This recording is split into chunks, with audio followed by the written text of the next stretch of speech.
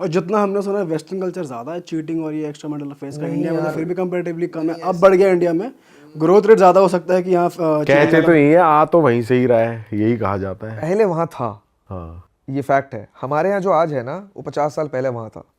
ठीक है, ये एकदम अलग टॉपिक है, छेड़ूंगा ही नहीं मैं वैसे, लेकिन जो वहाँ 50 साल पहले हुआ है ना, उसका असर वहाँ के हमारे जो मम्मी पापा वाले जनरेशन है, उनको ये सीख मिल गई थी और उन्होंने अपने बच्चों को एकदम करेक्ट वो किया है, क्या बोलते हैं उसको, रेज किया है, करेक्ट रेज किया है। तो आपको चीटिंग मुझे तो नहीं देखने को मिला। मुझे वहाँ पर है कि पता है, वहाँ पर ना लोग इस चीज़ के लिए बहुत ओपन है। आप ओपन रिलेशनशिप के बारे में आपने सुना होगा, ओपन मैरिजेस हैं यार वहाँ पे, कि आप शादी में मेरे साथ हो, इमोशनली आप मेरे साथ इन्वॉल्व हो, लेकिन आप फिजिकली आप बाहर जा सकते हो। और ये आपके पार्टनर को भी पता है, स्पाउस को भी पता है कि आप फिजिकली बाहर जा सकते हो।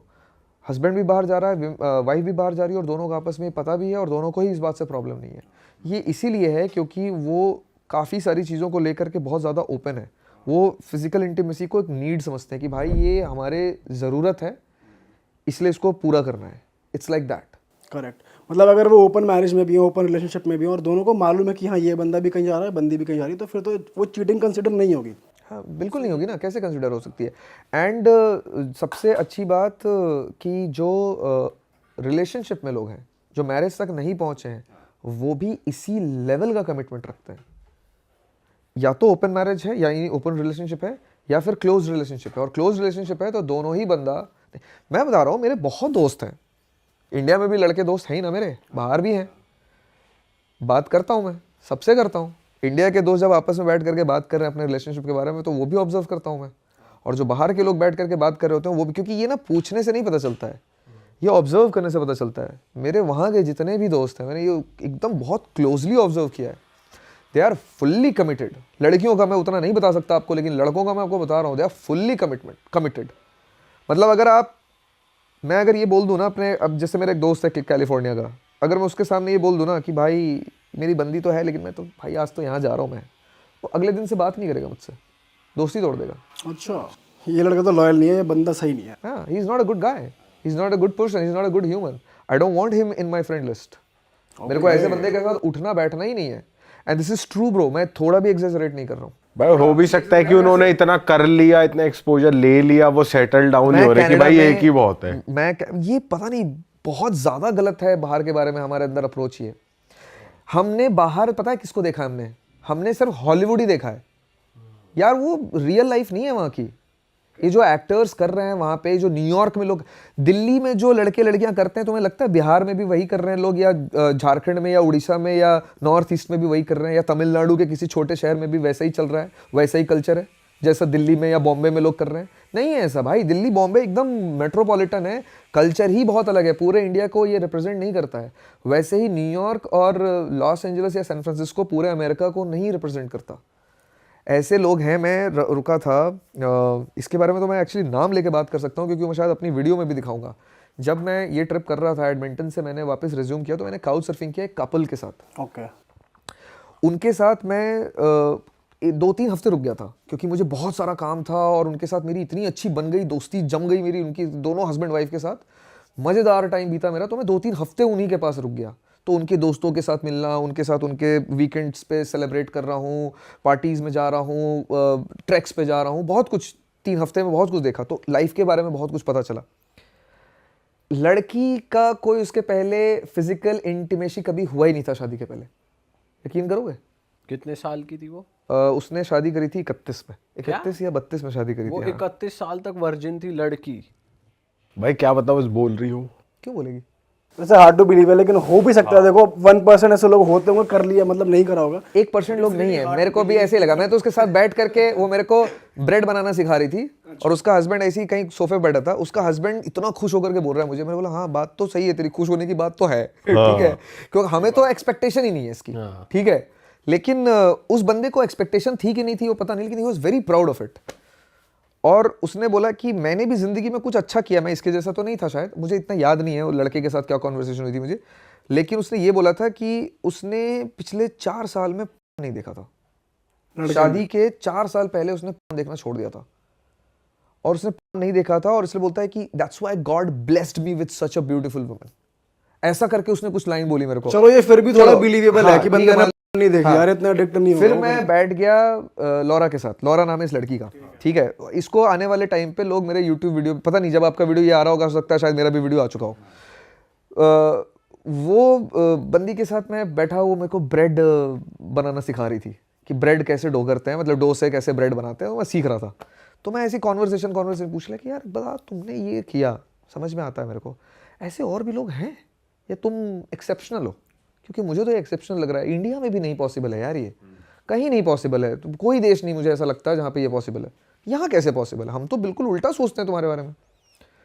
जितना मुझे पता चला और जितना क्लोजली ऑब्जर्व किया मैंने, ये इंडिया से ज़्यादा कॉमन है वहाँ पे, कनाडा में। यूएस का मुझे नहीं पता, लेकिन यूएस में भी आई एम प्रीटी श्योर कि ये यूटा और जो मिनियापोलिस टाइप के जो कंट्रीज हैं, जो बहुत ही फुल वाइट स्टेट्स हैं और बहुत ही रिलीजियस स्टेट्स हैं, वहाँ पर भी शायद होगा।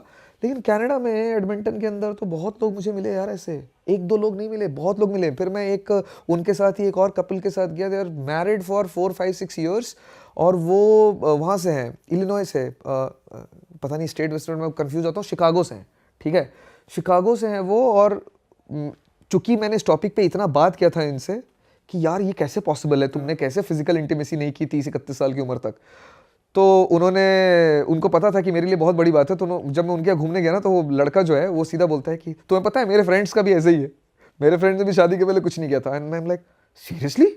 और वो दोनों बोल रहे हैं हाँ, what's the big deal? I am like there is a big deal probably, because भाई अब देखो ना, अभी ऐसी इमेज बनी हुई है वेस्टर्न कंट्रीज की इंडिया में कि यार वो लोग वर्जिनिटी यूज कर देते हैं 15 की उम्र में, 16 की उम्र में, बच्चे स्कूल्स में कर लेते हैं। अगर वर्जिनिटी नहीं, मतलब वो at least they hook up culture is there, तो वो लोग कर लेते हैं, इंटीमेसी हो जाती है एट सम लेवल, कॉमन है। बट ये चीज तो बहुत ही एकदम वो है यार, रेयर सुनना तभी है क्योंकि ऐसी इमेज बनी हुई है उन लोग के भाई बारे हमने में। भी तो मूवीज में देखा है ना, हमने मूवीज देखी है जिसमें वो हाई स्कूल पार्टीज दिखाते हैं और वो सब दिखाते हैं। मैंने भी अमेरिकन पाई देखी भाई, सीडी लाला करके, ठीक है भाई। अमेरिकन पाई जैसी भी दुनिया एग्जिस्ट करती है, इट्स अ रियलिटी, ऐसा नहीं है कि नहीं है, बट ये दुनिया भी एग्जिस्ट करती है। दोनों चीज़ें हैं। और मैंने एक और चीज़ नोटिस करी, उनके यहाँ ना एक शबात होता है, ये भी वीडियो पे आएगा मेरे, बहुत कल्चरल चीज़ है। शबात इज़ लाइक वीकेंड पर एक फ्री टाइम बिताते हैं जहाँ पर सब लोग बैठते हैं, आपस में खाना वाना बनाते हैं, कुछ अच्छी बातें करते हैं जीसस क्राइस्ट के बारे में और ये बाइबल के बारे में। काफ़ी रिलीजियस एक्ट है। ये लोग भी कर रहे थे वो, और उनके यहाँ पर लोग आ रहे हैं तो हर बार अलग अलग लोगों को बुलाते हैं और बाइबल के कुछ एक प्रोवर्ब्स पढ़ते हैं ये। तो मैं चूँकि 3 हफ्ते था उनके पास, तो हर हफ्ते मैंने 2-3 बार ये देख लिया। एक हफ्ते एज अ गेस्ट यहाँ पर एक बंदा आया जिसके साथ 2 बच्चे आए थे, एक 10 साल का होगा और एक 8 साल का होगा। अब और यही सब गेस्ट थे, और एक मैं था और ये कपल था। मुझे लगा आज क्या बाइबल के बारे में बात करेंगे, बच्चों को तो बच्चे हैं, आज तो हम ही 2 बच्चे हैं, अब मुझे ही आज मैं, और मुझसे भी पूछते थे तो मुझे तो बाइबल के बारे में कुछ नहीं पता उतना खास, तो मैं रामायण गीता महाभारत जो मुझे याद होता था वो बता देता था और बहुत खुश होते थे, क्योंकि सिमिलैरिटी तो है ही ना बुक्स में, जो उनके प्रोवर्ब्स हैं वही हमारे हैं, सारी किताबों में लिखा तो एक ही जैसा ज्ञान है। तो मैं गीता और रामायण की बातें कर देता था और बहुत खुश भी होते थे वो। उनको बहुत सारी चीज़ें इंडियन के बारे में मैंने बताई, इंडिया के बारे में। इन 2 बच्चों के सामने कुछ इसने डायरेक्टली क्वेश्चन पूछ दिया और मैं बोल रहा हूँ, मैं मनी माने एकदम रेडी हूँ अपने दिमाग में कि ये बच्चे क्या बताएंगे। भाई उसने एक्सप्लेन कर दिया पूरा। 10 साल का तो 10 साल का, वो 8 साल का बच्चा भी, और बिल्कुल चाय है ना, ऐसे लेटा हुआ है एकदम अपने पापा की गोद पे। No I don't know this, ऐसे से करके शुरू हुआ और 10 मिनट तक बोलते रह गया। बाइबल के बारे में, बाइबल से रिलेटेड कोई कहानी के बारे में, किंग डेविड के बारे में वगैरह वगैरह, बहुत कुछ पता चला मुझे। किंग डेविड के बारे में पढ़ा मैंने, बहुत कुछ पढ़ा मैंने वहाँ पे। मैंने बोला यार बच्चों को इतना कैसे पता है। एंड इसको एक्सप्लेन करने के बजाय मैं यहाँ पे कट शॉर्ट करूंगा कि मुझे नहीं लगता है कि हमारे इंडिया के 10-12 साल के जो बच्चे हैं उनको इतना रामायण महाभारत और गीता के बारे में पता है यार, जितना वहाँ के बच्चों को पता है इस उम्र में, या मुझे मेरे बचपन में पता था। मुझे जितना रामायण महाभारत 10वीं-12वीं तक पता, 10वीं-12 साल की उम्र तक पता था, मुझे नहीं लगता कि आज के बच्चों को पता है, लेकिन वहाँ के बच्चों को पता है यार बाइबल के बारे में। डेविड को नहीं पता है यहाँ के, तो बहुत फ़र्क है यार। मतलब ये इंटीमेसी और ये फिजिकल इंटीमेसी में बहुत ओपननेस है, नो डाउट अबाउट इट, क्योंकि कल्चरली इंड्यूस्ड है कि ये कोई बहुत बड़ी बात नहीं है, ख़राब बात नहीं है, कुछ हो नहीं जाएगा, टच हो जाएगा तो ठीक है, इसीलिए शायद सेफ़ है, ईव टीजिंग नहीं होती है। जो चीज़ मिल जाती है उसके बारे में आप ज़्यादा सोचते नहीं हो ना, तो वो ईजिली मिल जाती है, और इसीलिए अब लोगों को ये समझ में आने लग गया है कि मिल तो जाएगी लेकिन कंट्रोल करो। क्योंकि कंट्रोल करके जहाँ पहुंचोगे और एक के साथ रहोगे तो वो ज़्यादा बेटर है। जो हमारे पूर्वज कह करके गए हैं वो वेस्ट में भी है। ऐसा नहीं है कि वो हमको फॉलो कर रहे हैं, उनके बाइबल में और हर जगह पे भी इस तरीके की चीज़ें हैं शायद, जितना मुझे उनसे बात करके समझ में आया। पढ़ा तो मैंने कुछ नहीं है, ठीक है, थोड़ा बहुत जो मुझे उनसे पता चला।